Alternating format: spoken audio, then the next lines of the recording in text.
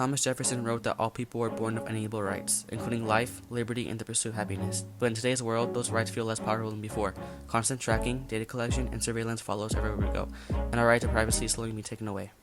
Online privacy wasn't an issue the founders had to worry about, but their ideas of privacy soon be applied. Over the past decade, companies and some government systems have increased the amount of personal data they collect, including our search history, location, purchases, and even conversations.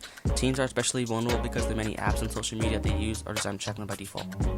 I would say the biggest risk that people face when online services collect their data is the lack of control over where that data goes. So online services regularly collect people's personal information and then use it to track them online, to learn more about their interests, and they can use that information to try to sell products through targeted advertisements, and they can also sell that personal information to other companies. So the reality is, if you're not paying for the product, you are the product. In other words, your data is actually really valuable and companies make a lot of money selling it. And because of this, people's personal information can also end up in the hands of scammers or even bad actors who might try to use this information to trick people or steal their identity. So it's similar to sharing details about your life on platforms like social media. You wouldn't want to post certain things online for strangers to see, right? Like your address or your school, because this clearly can be dangerous to your personal safety. So I would say the risk lies in not being able to easily control where your personal information goes online, since it's typically happening behind the scenes, and the risk increases as online services collect more and more of your personal information. Our video argues that protecting online privacy isn't just an online issue, but a civil rights issue. If liberty means the freedom to live without restrictive oppressions imposed by authority, then protecting digital privacy is a natural right that every American needs. The right to know that your personal information collected for one purpose can't then be misused by a company for a different purpose. The right to have your information stored securely by companies that are accountable for its use. We believe that there ought to be some basic baseline protections. For example, even though California passed the California Consumer Privacy Act, many teenagers don't really utilize it, and companies can still exploit loopholes to track users on their apps. A 2023 study for Common Sense Media found that 87% of popular apps among teens share data with third parties.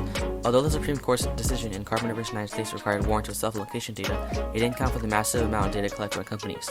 Local governments, including Long Beach, also rely on digital systems that store resident information, making strong cybersecurity and privacy rules essential for everyone's rights. It requires government to use its brand as government, as a trusted brand. You should know that if you are working in the city of Long Beach and attending a Long Beach public library, that there is some degree of safety and security built in because it's the brand of government. Or if you're participating in a park program, or government in general, your school, you should know there's a certain degree of legitimacy on the things that you do in these institutions. And so for government, like the city, it requires that we spend a lot of money on ensuring that our systems are secure, your information with us is secure. We spend billions of dollars in our city on training and on cybersecurity just to maintain that basic standard. Millions of dollars. Government was created to protect our rights, as promised in the Declaration of Independence. The Fourth Amendment guards against unreasonable searches, a protection that now extends into our digital lives. This story examines how well those rights are protected online, and where improvements are needed.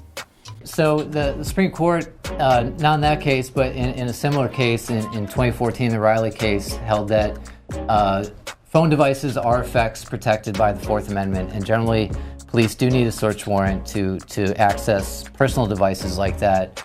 The constitutional analysis changes when that information is transmitted, as it often is, to a third party, if it's uploaded to Apple servers or Google servers, if you're using Dropbox or sending a text message.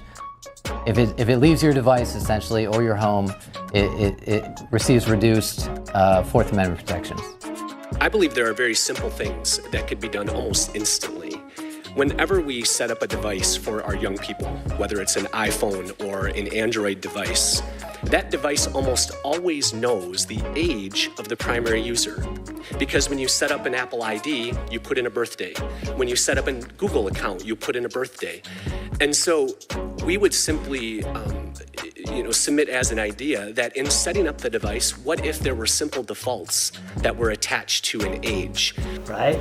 So I'm trying to give you more controls over privacy so that the companies, these predatory groups that are coming, trying to get as much out of you, have to honor. Why? Because I believe that your actions and your activity and your digital footprint is yours. It's yours. And if somebody else wants to buy it and sell it, they should pay you, right? It should be your choice whether or not you do that. The Declaration of Independence promised liberty, but liberty can't exist without privacy. If you want a future where young people can grow and learn without worrying about third parties, then protecting online privacy has become a priority, starting with us right now.